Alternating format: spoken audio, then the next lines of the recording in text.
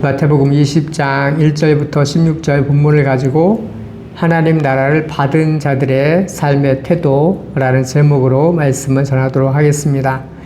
계속해서 하나님 나라에 대해서 설교를 하고 묵상을 할 수 있게 되어서 감사한 생각이 들었습니다. 예수님께서는 계속해서 예수님의 제자들에게 비유를 통해서 하나님 나라가 어떤 특징을 가지고 있는지에 대해서 쉽게 설명을 해주고 있습니다. 비유는 어려운 개념을 쉽게 설명할 수 있는 굉장히 유용한 도구가 될 수 있다라고 제가 전에 말씀을 드렸습니다. 예수님께서는 하나님 아버지께서 포도원 주인으로서 포도원에서 일할 품꾼들을 포도원에서 일하도록 추수꾼으로 보내신다는 이 사실을 설명해 주고 계십니다. 저는 이 부분을 묵상을 하면서 놀랍다는 생각이 들었습니다. 그것도 마지막 끝나는 시간이 다가올 때까지 계속해서 일꾼을 파송하세요. 포도원으로. 오늘날 그리스도인들에게 하나님께서 말씀해 주시기를 원하는 것이 참 많이 있는 것 같습니다. 이것이 바로 하나님 아버지의 마음이구나 라는 것을 깨닫게 되었습니다. 1절에 천국은 마치 품꾼을 얻어 포도원에 들여보내려고 이른 아침에 나간 집 주인과 같으니 이렇게 시작을 하지요. 하나님 나라가 어떤 특징이 있는지에 대해서 설명해 주시면서 우리가 이렇게 예수님께서 예수님의 제자들에게 쉬운 방법으로 성경 말씀 설명해 주시는 것을 우리가 자세히 살펴보면 우리가 배울 수 있는 것들이 너무나 풍부하다는 것을 우리는 알 수 있게 됩니다. 값진 교훈들이 이런 어떤 예수님의 가르침 속에서 쏟아지는 것을 우리는 발견할 수 있습니다. 그러면서 버릴 만한 것들이 하나도 없다라는 것을 발견하게 되죠. 하나님 말씀이 너무나 값지구나. 꿀송이 같은 말씀이라고 하는데 이런 말씀들이 바로 그런 가치가 있는 말씀이구나. 그러니까 예수님의 제자들은 예수님이라고 하는 당대의 놀라운 성경 교사를 가까이에 모시고 살았어요. 그런 의미에서 예수님의 제자들은 정말 행복한 사람이었을 것 같습니다. 포도원 지기이신 하나님께서는 얼마나 포도원을 생각하시는지에 대해서 쉽게 설명을 해주고 계시죠. 계속해서 일꾼들을 포도원에 들여보내신다는 사실입니다. 1절에 이른 아침에 주인이 나갔어요. 그러니까 오전 6시경에 한 데나리온을 주기로 하고 일꾼들을 처음으로 포도원으로 들여보냅니다. 그리고 3절에 보시면 제3시에 나가보니 장터에 놀고 있는 사람들이 있었다라고 되어 있죠. 그들도 포도원의 일꾼으로 들여보냅니다. 이어서 제3시는 오전 9시경이라고 할 수 있는데요. 그리고 주인이 제6시와 9시에 또 나가서 그와 같이 했다라고 성경은 말합니다. 제6시와 9시는 낮 12시와 오후 3시를 말합니다. 그리고 마지막으로 제11시에도 나갔다라고 되어 있는데 오후 5시경에도 나가서 똑같이 합니다. 그러니까 해가 지기 바로 직전 시간이죠. 놀랍다는 생각이 들었습니다.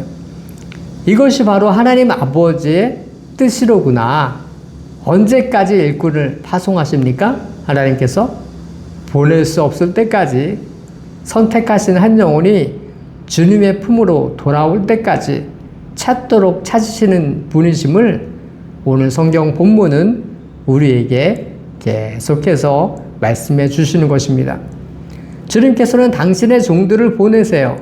그러니까 우리가 오해하고 있는 게 있는데 추수할 것이 없는 게 아니라는 것이에요. 추수할 것은 많되 일꾼이 없는 것이 성경적인 관점이죠. 우리는 늘 항상 이런 말을 해요. 오늘날 대한민국에서 예수님을 믿을 만한 사람들은 이제 다 믿었다.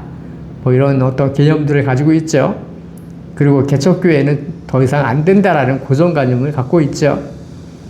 그러므로 많은 젊은 목회자들이 거의 개척을 하지 않는 시대를 우리는 살아가고 있습니다. 개척을 하면 이상한 시선으로 바라보는 그런 분위기도 있습니다. 7절에 말씀하시죠. 어찌하여 종일토록 놀고 여기 서 있느냐. 이르되 우리를 품꾼으로 쓰는 이가 없음이니이다. 이르되 너희도 포도원에 들어가라 하니라. 이것이 바로 하나님 아버지의 마음인 것입니다. 한 사람이라도, 한 사람의 종이라도, 추수꾼이라도 더 파송하고 싶어 하시는 것이 하나님 아버지의 마음이라는 것이에요. 하나님 아버지께서 우리 시대를 향해서 가진 마음도 동일하다는 것이에요. 구원받아야 될 한 영혼을 향해서 어떤 마음을 가지고 계신 분이신지 우리는 명백하게 오늘 성경 본문을 통해서 하나님의 마음을 우리가 읽어낼 수 있다는 것이죠. 선명하게 볼 수 있는 것입니다. 예수님께서는 제자들이 하나님이 어떤 마음과 태도를 가지고 계신지에 대해서 비유라고 하는 기법을 통해서 너무나도 선명하게 지금 보여주고 계신 것입니다. 견딜 수 없을 정도로 영혼들을 추수하는데 관심을 가지고 계시는 분이 바로 하나님 아버지라는 것입니다. 하나님 아버지께서는 선택하신 한 영혼이 하나님 아버지의 품으로 돌아와야 그제야 마음이 놓으시는 그런 분이시라는 것입니다.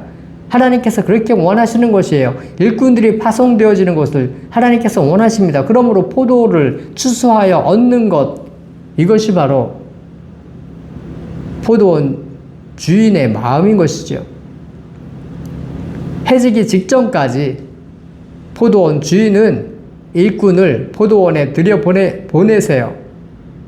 그러니까 주님의 재림이 가까운 시대에도 여전히 하나님의 종들을 통해서 복음 전하기 원하신다는 것을 우리는 유추해 낼 수 있는 것입니다.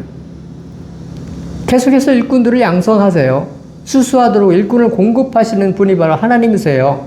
오늘날에도 신학교에서 일꾼들을 부르시고 선교단체를 통해서 그들을 훈련시키시고 선교사로 파송되어지게 하시는 것이 바로 하나님의 뜻인 것입니다. 새벽에도 일꾼들을 부르시고 그리고 점심시간에도 오후에도 그리고 거의 해질 때가 다 되어서도 일꾼을 부르시는 것은 오늘날에도 끊이지 아니하고 일어나고 있는 것입니다. 하나님께서 각 시대마다 하나님의 사람들, 하나님의 일꾼으로 부르신다는 것입니다. 종교개혁 시대에는 루터나 칼빈, 쯔빙글리 같은 분들을 부르셨고, 그리고 18세기 기독교 부흥기 시대에는 조나단 에드워드나 위대한 설교자 휘필드 같은 분들을 부르셔서 하나님의 백성들을 각성하도록 하셨습니다. 그리고 오늘날 마지막 주님의 재림이 가까운 그런 시대에도 우리 같은 평범한 사람들을 부르셔서 계속해서 포도원에서 하나라도 추수할 수 있도록 그렇게 일꾼들을 들여보내신다는 사실을 우리는 깨닫게 될 수 있는 것입니다. 각 시대마다 필요한 일꾼들을 부르시는 것이 바로 하나님의 뜻인 것입니다. 우리는 그러므로 핑계할 수 없다는 사실이죠. 저처럼 미련한 일꾼도 주님께서 부르셨어요. 그러므로 복음을 전할 수 있는 그런 놀라운 특권을 제가 얻은 것입니다. 오직 주님의 관심은 다른 데에 있지 않습니다. 오직 잃어버린 한 영혼에게 관심이 있다는 것입니다. 한 영혼이 주님께로 다시 돌아오는 것 외에 관심이 없으세요. 우리가 잘 알고 있는 누가복음 15장에 보면 탕자의 비유가 나오는데요. 탕자가 집을 나갔습니다. 아버지의 재산을 얻어서 그리고 허랑방탕하게 아버지의 재산을 다 탕진하고 말았습니다. 그리고 거렁뱅이가 되어서 돼지가 먹는 쥐염 열매를 먹습니다. 그런데 아버지는 어떻게 행동을 하나요?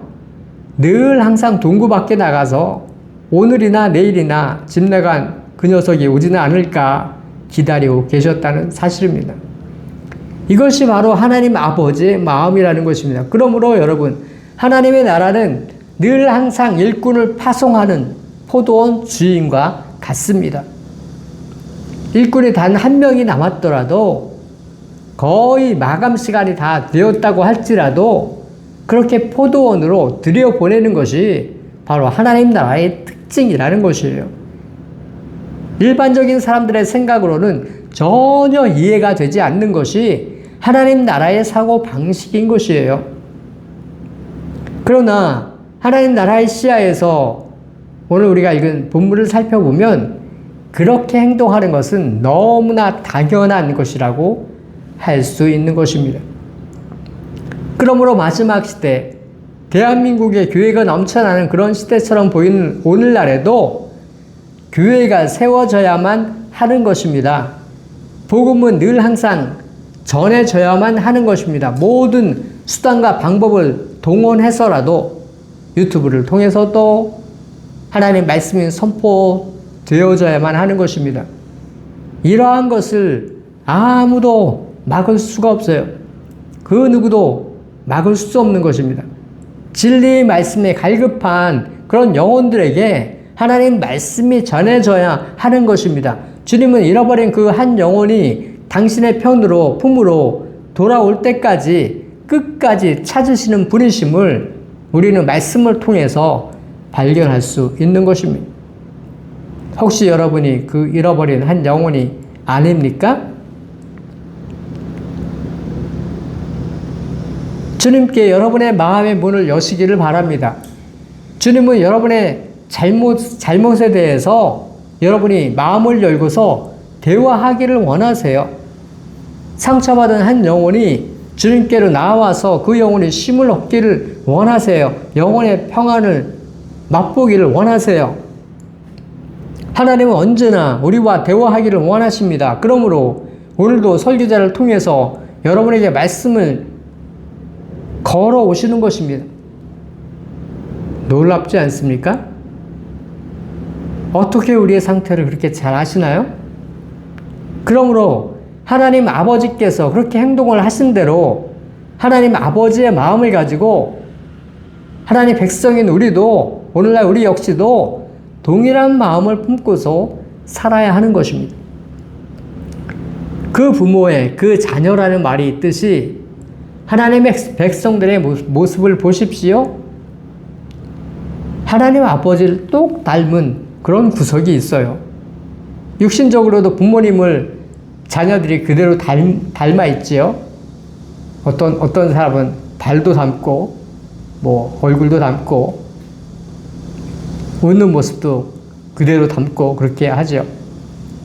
하나님을 사랑하는 사람들을 자세히 살펴보면, 하나님이 가지고 계신 그런 마음을 그들 역시도 품고 있어요.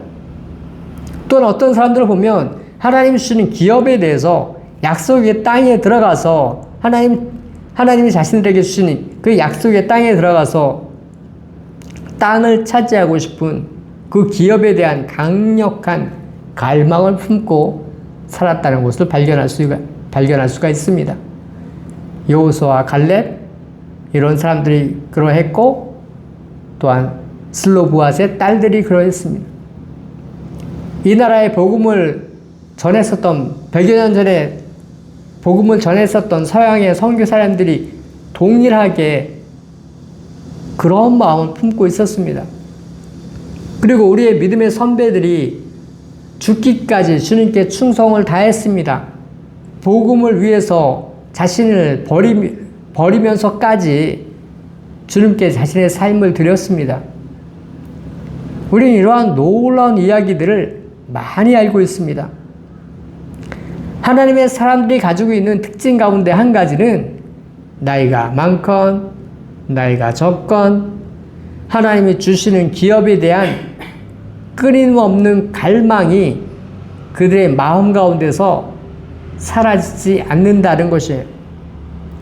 주님을 위해서, 주님의 비전을 위해서라면 자신의 가장 소중한 것들을 다 들여서라도 하나님을 섬기고자 하는 그런 끊임없는 열망이 그들의 심령 깊은 곳에서부터 불일듯하게 일어난다는 것입니다. 그러므로 그런 열정으로 하나님께 자신을 들여서 헌신을 해요.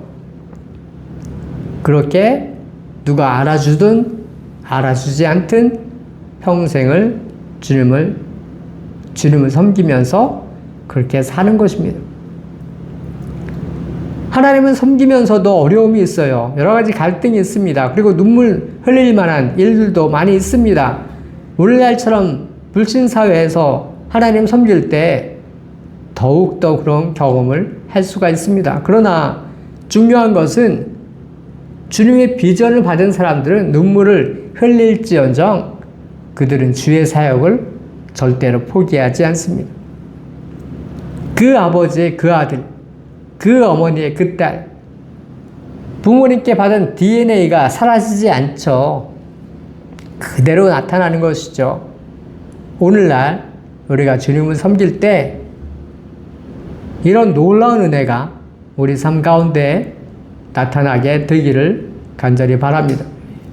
아버지께서 그렇게 끝까지 일꾼을 파송하셨다면 우리 역시도 끝까지 찾아야만 합니다. 그것이 우리에게 주신 사명인 것을 우리가 기억할 수 있어야 하겠습니다. 그 길이 우리가 가야 될 그런 마지막 길인 것을 우리가 알 수 있게 되기를 바랍니다. 주의 은혜가 여러분의 삶 가운데 함께하게 되기를 간절히 원합니다. 그리스도의 마음을 품고서 주님 오시는 그날까지 충성하시는 여러분들 그리고 여러분의 교회 되시기를 간절히 바랍니다. 기도하겠습니다.